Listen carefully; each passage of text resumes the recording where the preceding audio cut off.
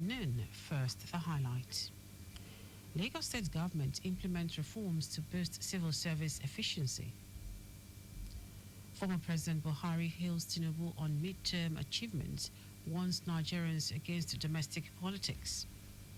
On the foreign scene, German Chancellor promises Ukraine long-range missiles to help fight against Russian attack. And in sport, Super Eagles defeat Ghana to advance to final of Unity Cup tournament in London. Now the details. I am Dele Agadumo.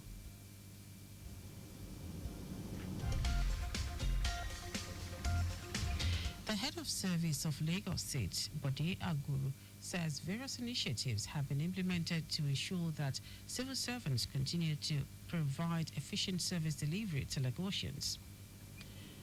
Agoro stated this at the conclusion of the month-long ministerial press briefing at Alausa, Ikeja, to mark the second anniversary of the second term of Governor Babajide Sanwo-Olu's administration in office.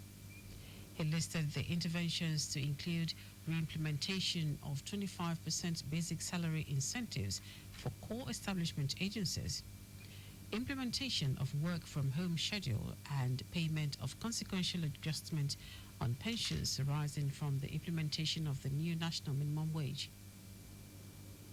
According to him, through the Lagos State Pension Commission, the Babajide Sanwo-Olu administration in May last year released the sum of 4.5 billion naira to clear the accrued benefit rights of 2,000 retirees in the 105th Retirement Bond Certificate Presentation Ceremony to eliminate pension backlog. Agoro, who also said 92 applications for staff quarters were received in the past year, with 52 allocation letters issued and rehabilitation of 142 quarters, warned that clearance certificates will no longer be issued to occupants of government staff quarters who damaged the property or left outstanding utility bills. Let me assure you that the office will continue to provide the required guidance and leadership to the entire public service in line with its mandate. Let me also stress that the governance in Lagos State has been characterized by fulfilled promises anchored to a vibrant and purposeful public service. I take pride in stating that our public service and our public servants are competent professionals who are committed to the tenets of service delivery. In the year under review, Agoro said about 4,000 service providers were registered between May last year and April this year through a seamless online process. Our correspondent Adeola Akindele quotes the head of services saying that in the year under review, 361 public servants who have spent not less than 30 years in service were honored with long service merit award, while 210 others in junior and senior categories adjudged to be outstanding were appreciated with plaques and cash gifts, among other prizes. Lagos State Governor Babajide Sanwo-Olu has approved the appointment of Surveyor Ayokuno Adishino as the Special Advisor, non-cabinet rank, Office of the State Surveyor General. Governor Sanwo-Olu also appointed Surveyor Saliu Olalekon Odukwe as the Acting Surveyor General in the same office. Head of Service Dele Agadumo congratulated the newly appointed officials, expressing confidence in their capacity to drive innovation, professionalism, and strategic reforms in the surveying and geospatial development sector of the state.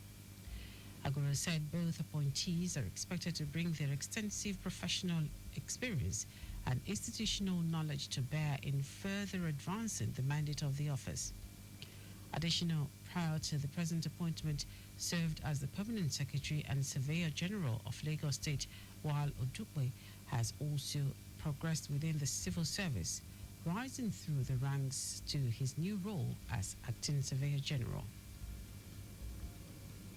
The House of Representatives Committee on the Federal Roads Maintenance Agency has pledged to advocate increased budgetary allocations to the agency in the 2026 national budget. Chairman of the committee, Adiremi Oseni, made the pledge during an oversight visit to assess FERMA's operations in the Southwest Zone. Speaking in Ilori, Kwara State, Hosseini decried the poor state of roads across the country, attributing the deterioration largely to chronic underfunding. He stated that the committee's visit was to physically verify the work done against the approved projects in the 2024 budget. Hosseini emphasized the importance of translating documented achievements into physical realities, stating that Nigerians are not content with just reports and documentation.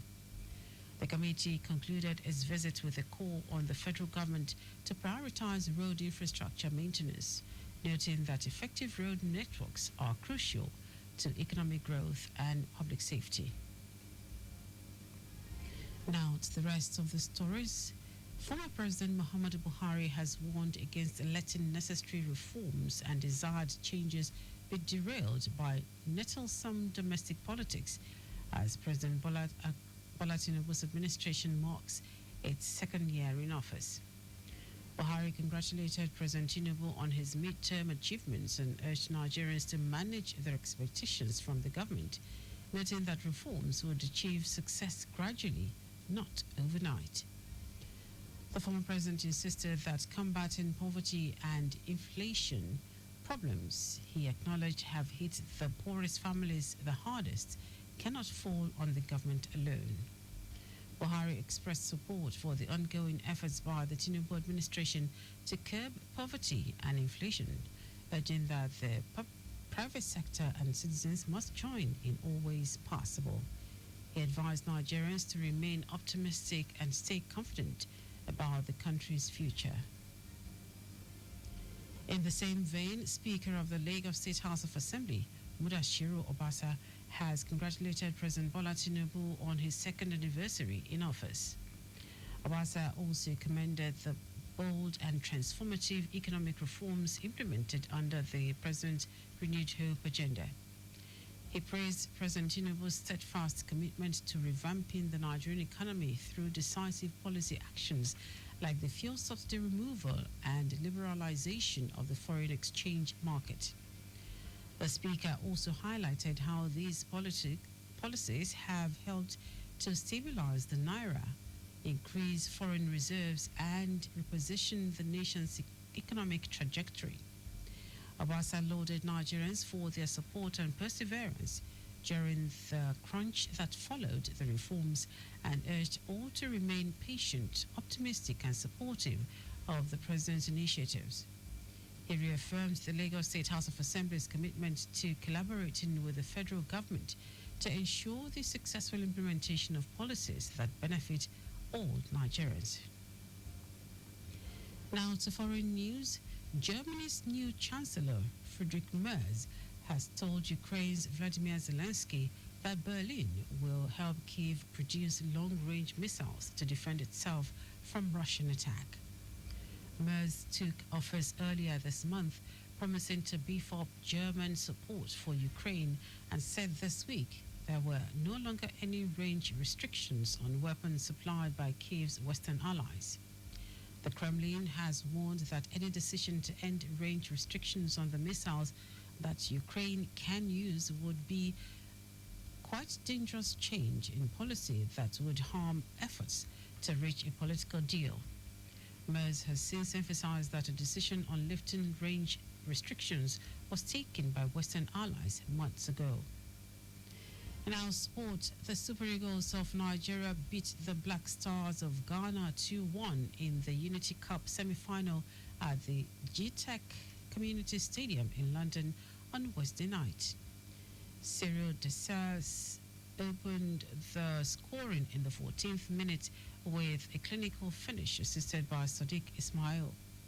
Just 5 minutes later, Nigeria's advantage was extended when Ghana's Razak Simpsons accidentally turned the ball into his net, gifting the Super Eagles a crucial second goal. Ghana struggled to respond, failing to record a single shot on target in the opening 45 minutes, but substitute Brandon Asante Thomas pulled one back for the Black Stars in the 70th minute. Nigeria will face Jamaica in the Unity Cup final on Saturday. Jamaica beats Trinidad and Tobago 3-2 on Tuesday.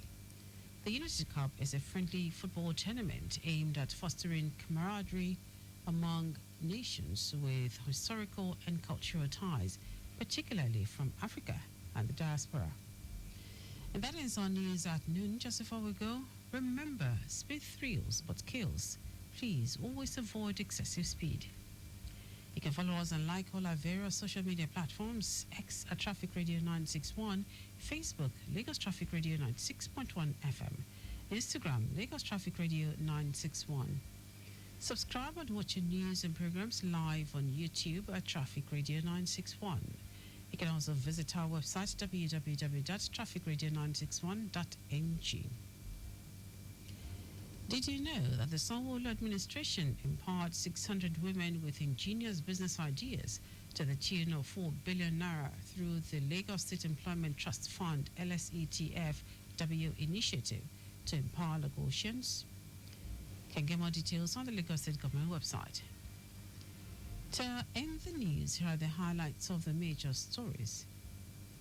The head of service of Lagos State, Dele Agadumo, said various initiatives have been implemented to ensure that civil servants continue to provide efficient service delivery to Lagos residents.